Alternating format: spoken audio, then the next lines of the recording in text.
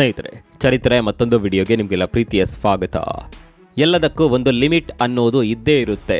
ಆ ಲಿಮಿಟ್ ದಾಟಿ ಹೋದರೆ ಪರಿಸ್ಥಿತಿ ನಮ್ಮ ಕೈ ಮೀರಿ ಹೋಗುತ್ತೆ.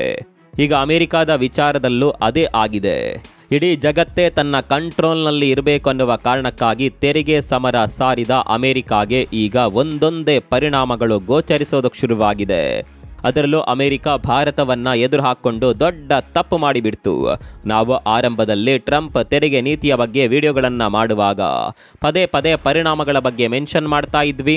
ಈ ತೆರಿಗೆ ನೀತಿಯಿಂದ ಭಾರತಕ್ಕಿಂತಲೂ ಹೆಚ್ಚಾಗಿ ಅಮೆರಿಕಾಗೆ ನಷ್ಟವಾಗುತ್ತೆ ಅನ್ನೋದನ್ನ ಹೇಳ್ತಾ ಇದ್ವಿ. ಅದು ಈಗ ನಿಜವಾಗಿದೆ. ಟ್ರಂಪ್ ಲೆಕ್ಕಾಚಾರಗಳೆಲ್ಲ ಉಲ್ಟಾ ಆಗಿದೆ. ಅದರಲ್ಲೂ ಭಾರತವನ್ನ ಎದುರು ಹಾಕೊಂಡಿದ್ದು ಅಮೆರಿಕಾಗೆ ದೊಡ್ಡ ಪೆಟ್ಟು ಕೊಟ್ಟಿದೆ. ತೆರಿಗೆ ಹಾಕಿ ನಾನೇನೋ ಸಾಧಿಸಿಬಿಟ್ಟೆ ಅಂತ ಜಂಬದಿಂದ ಬೇಕ್ತಾ ಇದ್ದ ಟ್ರಂಪ್ಗೆ ಈಗ ಸರಿಯಾಗಿಯೇ ತಿರುಗೇಟು ಸಿಗ್ತಾ ಇದೆ. ಅರೆ, ಟ್ರಂಪ್ ತೆರಿಗೆ ಹಾಕಿದ್ದು ಭಾರತದ ಮೇಲೆ ಅಥವಾ ಬೇರೆ ದೇಶಗಳ ಮೇಲೆ? ಇದರಿಂದ ಅಮೆರಿಕಾಗೆ ಲಾಭ ಆಗಿ ಉಳಿದ ದೇಶಗಳಿಗೆ ನಷ್ಟವಾಗಬೇಕಲ್ಲ ಅಂತ ನೀವು ಈಗಲೂ ಕೇಳ್ತಾ ಇರಬಹುದು. ಟ್ರಂಪ್ ತೆರಿಗೆ ಹಾಕಿದ್ದು ನಮ್ಮ ವಸ್ತುಗಳ ಮೇಲೆ ಅನ್ನೋದು ನಿಜ. ಆದರೆ ನಮ್ಮ ವಸ್ತುಗಳು ಅಮೆರಿಕಾಗೆ ತುಂಬಾನೇ ಮುಖ್ಯ. ಅಮೆರಿಕ ಇದಕ್ಕಾಗಿ ಪರ್ಯಾಯ ವ್ಯವಸ್ಥೆಗಳನ್ನ ಮಾಡಿಕೊಂಡಿರಲಿಲ್ಲ. ಹೀಗಾಗಿ ಭಾರತದ ಮೇಲೆ ತೆರಿಗೆ ಹಾಕ್ತಾ ಇದ್ದಂತೆ ಅಮೆರಿಕಾದಲ್ಲಿ ಇದ್ದಕ್ಕಿದ್ದ ಹಾಗೆ ಬೆಲೆ ಏರಿಕೆಯಾಗಿದೆ. ಬೆಲೆ ಏರಿಕೆಯಾಗಿ ಭಾರತದ ವಸ್ತುಗಳಿಗೆ ಬೇಡಿಕೆ ಕಡಿಮೆ ಆಗುತ್ತೆ. ಇದರಿಂದ ಭಾರತಕ್ಕೆ ಲಾಸ್ ಆಗುತ್ತೆ ಅನ್ನೋದು ಟ್ರಂಪ್ ಪ್ಲಾನ್ ಆಗಿತ್ತು. ಆದರೆ ಬೆಲೆ ಏರಿಕೆಯಾದರೂ ಭಾರತದ ಕೆಲವೊಂದು ವಸ್ತುಗಳು ಅಮೆರಿಕನ್ನರಿಗೆ ಅನಿವಾರ್ಯ. ಹೀಗಾಗಿ ಹೆಚ್ಚು ಬೆಲೆ ಕೊಟ್ಟು ಆ ವಸ್ತುಗಳನ್ನ ಖರೀದಿ ಮಾಡಲೇಬೇಕಾದ ಅನಿವಾರ್ಯತೆಯಲ್ಲಿ ಅಮೆರಿಕನ್ನರಿದ್ದಾರೆ. ಹೀಗಾಗಿ ತೆರಿಗೆ ಅಸ್ತ್ರದಿಂದ ಪೆಟ್ಟು ತಿನ್ನುತ್ತಿರೋದು ಅಮೆರಿಕನ್ನರು. ಯಾವಾಗ ಈ ಪರಿಣಾಮಗಳ ಬಗ್ಗೆ ಟ್ರಂಪ್ಗೆ ಅರಿವಾಗೋದಕ್ಕೆ ಶುರುವಾಯಿತು, ಅಲ್ಲಿಂದ ಟ್ರಂಪ್ ತಮ್ಮ ಈಗೋ ಕಡಿಮೆ ಮಾಡಿಕೊಂಡು ಕೆಲವೊಂದು ಪದಾರ್ಥಗಳ ಮೇಲಿನ ತೆರಿಗೆಯನ್ನ ಕಡಿಮೆ ಮಾಡಿದ್ದಾರೆ.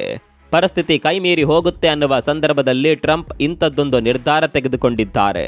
ಅಷ್ಟಕ್ಕೂ ಭಾರತದ ಮೇಲೆ ತೆರಿಗೆ ಹಾಕಿದ್ರಿಂದ ಅಮೆರಿಕದ ಮೇಲಾದ ಪರಿಣಾಮಗಳೇನು? ಜಿದ್ದಿಗೆ ಬಿದ್ದಿದ್ದ ಟ್ರಂಪ್ ಇದ್ದಕ್ಕಿದ್ದ ಹಾಗೆ ಕೂಲ್ ಆಗಿದ್ದು ಯಾಕೆ? ತೆರಿಗೆ ಸಮರದಿಂದ ಅಮೆರಿಕಾಗೆ ಬಿದ್ದ ಹೊಡೆತ ಎಂಥದ್ದು? ಎಲ್ಲವನ್ನ ತೋರಿಸ್ತೀವಿ ನೋಡಿ.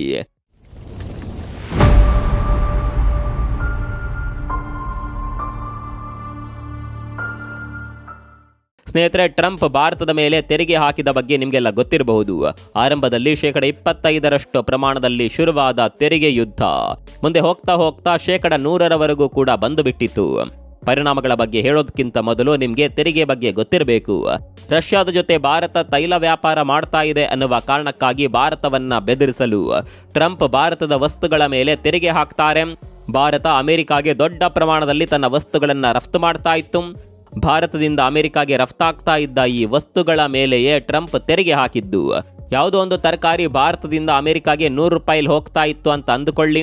ಇದರ ಮೇಲೆ 50% ತೆರಿಗೆ ವಿಧಿಸಿದಾಗ ಆ ತರಕಾರಿ ಬೆಲೆ ₹100ರಿಂದ ₹150ಗೆ ಏರಿಕೆಯಾಗುತ್ತೆ.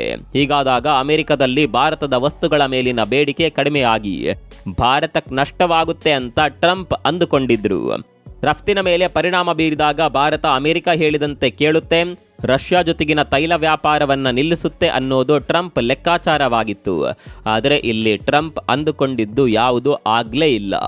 ಅಮೆರಿಕ ಪರ್ಯಾಯ ವ್ಯವಸ್ಥೆಗಳನ್ನ ಮಾಡಿಕೊಂಡು ಭಾರತದ ಮೇಲೆ ತೆರಿಗೆ ವಿಧಿಸಿದ್ದಿದ್ರೆ ಅಷ್ಟೊಂದು ದೊಡ್ಡ ಸಮಸ್ಯೆ ಆಗ್ತಾ ಇರಲಿಲ್ಲ.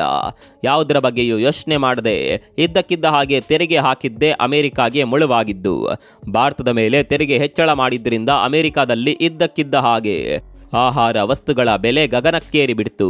ಅಮೆರಿಕಾಗೆ ಆಹಾರ ವಸ್ತುಗಳು ಯಥೇಚ್ಛ ಪ್ರಮಾಣದಲ್ಲಿ ಭಾರತದಿಂದಲೇ ಸಪ್ಲೈ ಆಗ್ತಾ ಇದ್ದಿದ್ದು. ಹೀಗಾಗಿ ಸಹಜವಾಗಿಯೇ ಅಮೆರಿಕಾದ ಆಹಾರ ಪದಾರ್ಥಗಳ ಬೆಲೆ ಏರಿಕೆಯಾಗಿದೆ. ಹಾಗಂತ ಕೇವಲ ಆಹಾರ ಪದಾರ್ಥಗಳ ಬೆಲೆಯಲ್ಲಿ ಮಾತ್ರ ಏರಿಕೆಯಾಗಿದ್ದಲ್ಲ, ಕಾಫಿ, ಚಹಾ, ಮಸಾಲೆ ಪದಾರ್ಥಗಳ ಬೆಲೆ ಕೂಡ ಏರಿಕೆಯಾಗಿತ್ತು. ಯಾವಾಗ ತಾನು ತೆಗೆದುಕೊಂಡ ನಿರ್ಧಾರದಿಂದ ತನಗೆ ನಷ್ಟವಾಗುತ್ತೆ ಅನ್ನೋದು ಗೊತ್ತಾಯಿತೋ ಆಗಲೇ ಟ್ರಂಪ್ ಸೈಲೆಂಟ್ ಆಗಿ ಭಾರತದ ವಸ್ತುಗಳ ಮೇಲಿನ ತೆರಿಗೆಯನ್ನ ಕಡಿಮೆ ಮಾಡಿದ್ದಾರೆ. ಆಹಾರ ಪದಾರ್ಥಗಳು, ಮಸಾಲೆ ಪದಾರ್ಥಗಳು, ಕಾಫಿ, ಚಹಾ, ಕೆಲವೊಂದು ಹಣ್ಣುಗಳ ಮೇಲೆ ವಿಧಿಸಿದ್ದ ತೆರಿಗೆಯನ್ನ ಟ್ರಂಪ್ ಸರ್ಕಾರ ವಾಪಸ್ ತೆಗೆದುಕೊಂಡಿದೆ. ಇಂಟ್ರೆಸ್ಟಿಂಗ್ ಸಂಗತಿ ಅಂದರೆ ತೆರಿಗೆ ವಿಧಿಸುವಾಗ ಜಗತ್ತಿನ ಮುಂದೆ ಬಂದು ದೊಡ್ಡ ಘೋಷಣೆ ಮಾಡಿದ್ದ ಟ್ರಂಪ್ ತೆರಿಗೆ ವಾಪಸ್ ಪಡೆಯುವಾಗ ಯಾವುದೇ ಘೋಷಣೆಯನ್ನ ಮಾಡದೆ ಸೈಲೆಂಟ್ ಆಗಿ ಕಳ್ಳನ ರೀತಿಯಲ್ಲಿ ನಿರ್ಧಾರವನ್ನ ವಾಪಸ್ ತೆಗೆದುಕೊಂಡಿದ್ದಾರೆ.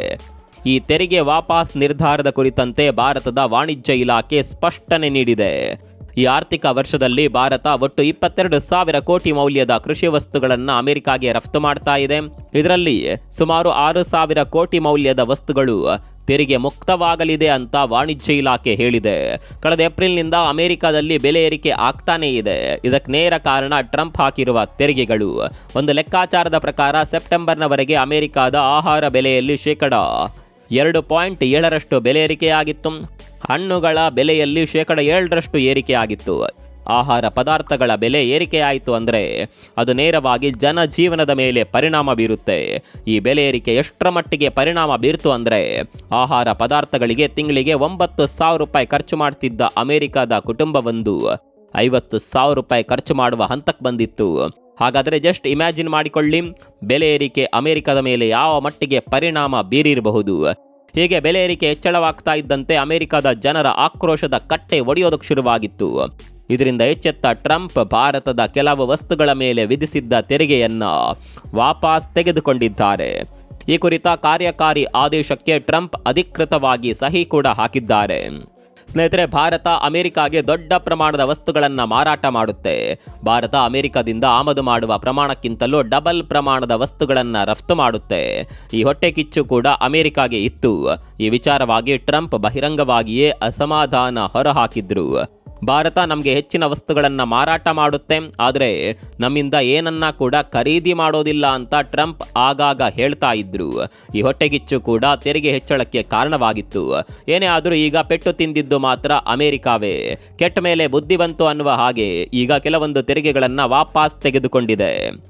ಸಂಪೂರ್ಣ ಪ್ರಮಾಣದ ತೆರಿಗೆ ವಾಪಸ್ ಆಗುವ ದಿನ ತುಂಬಾನೇ ಹತ್ತಿರದಲ್ಲಿದೆ. ಕೆಲವು ತಜ್ಞರು ಹೇಳುವ ಪ್ರಕಾರ ಭಾರತ ಹಾಗೂ ಅಮೆರಿಕದ ನಡುವೆ ಶೀಘ್ರದಲ್ಲೇ ವ್ಯಾಪಾರ ಒಪ್ಪಂದ ಆಗಲಿದೆ.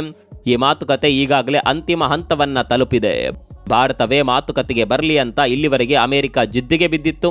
ಆದರೆ ಭಾರತ ಮಾತ್ರ ಯಾವುದಕ್ಕೂ ತಲೆ ಬಾಗ್ಲೇ ಇಲ್ಲ. ಭಾರತ ಅಮೆರಿಕದ ಹಾಗೆ ಸುಮ್ಮನೆ ಕೂತಿರಲಿಲ್ಲ. ಅಮೆರಿಕಾಗೆ ರಫ್ತಾಗ್ತಾ ಇದ್ದ ವಸ್ತುಗಳನ್ನು ಬೇರೆ ಕಡೆಗೆ ರಫ್ತು ಮಾಡಿತ್ತು. ಕೇವಲ ಅಮೆರಿಕವನ್ನ ನಂಬಿಕೊಂಡಿರದೆ ಆಫ್ರಿಕಾದಂತಹ ದೇಶಗಳತ್ತ ತನ್ನ ವಸ್ತುಗಳನ್ನು ಡೈವರ್ಟ್ ಮಾಡಿತ್ತು. ಬೇರೆ ಮಾರ್ಕೆಟ್ ಅನ್ನ ಈಗಾಗಲೇ ಭಾರತ ಸೃಷ್ಟಿ ಮಾಡಿಕೊಂಡಿದೆ. ನಿಧಾನವಾಗಿ ಅಮೆರಿಕದ ಅವಲಂಬನೆಯಿಂದ ಹೊರಬರೋದನ್ನ ಭಾರತ ಕಲಿತಾ ಇದೆ.